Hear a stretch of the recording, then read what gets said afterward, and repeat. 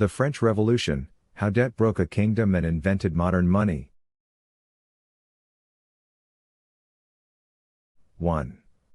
Numbers before mobs. Everyone hears the slogans of liberty, equality, fraternity. But the real spark was arithmetic. France didn't run out of ideals. It ran out of credit. Wars drained the treasury. Versailles drained the rest. By 1780, debt topped 4 billion livres. Interest alone ate half the budget. The rich paid nothing. The poor paid everything. So what does that actually mean? A farmer was taxed into hunger while a nobleman drank wine tax-free. Debt plus unfair taxes equals collapse. Footnote. The revolution began with insolvency, not just ideology. 2. War and bad timing. France wanted Britain humiliated, so it bankrolled the American Revolution. The bill came home, 1.3 billion livres gone. The 7 Years' War had already emptied the vault. Soldiers returned as heroes. The treasury returned bankrupt. When ministers showed the books, people saw the truth: France was broke. And here's the irony: publishing accounts meant to build trust actually destroyed it. Footnote. Financing foreign wars bankrupted France and exposed fiscal weakness. 3. Creditors lose patience. By 1788, borrowing failed. Bond yields spiked. Inflation rose. Then nature joined in. Harvests failed. Bread tripled in price. The rich feasted. The poor starved. So what does that actually mean? Imagine your grocery bill triples while your boss still pays the same wage. Revolutions don't start with pamphlets. They start with food prices. Footnote. Economic shocks and famine accelerated unrest. 4. Paper promises.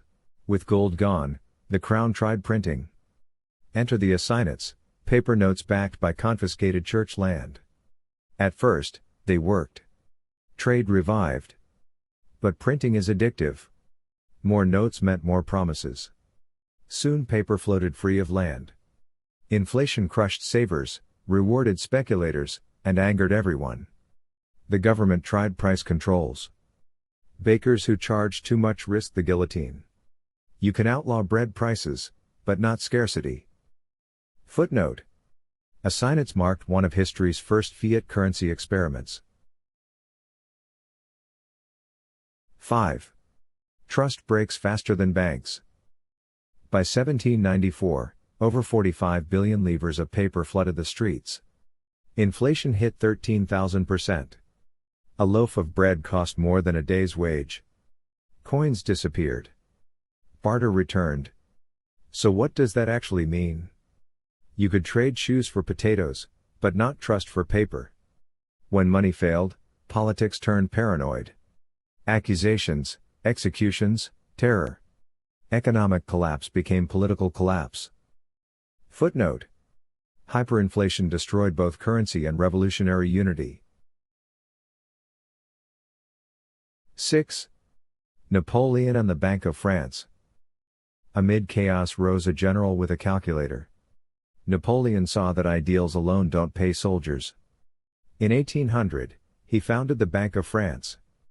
Half state, half private, it restored credit. Order returned, not through slogans but through stable money. The hidden lesson? Even revolutions need accountants. Footnote.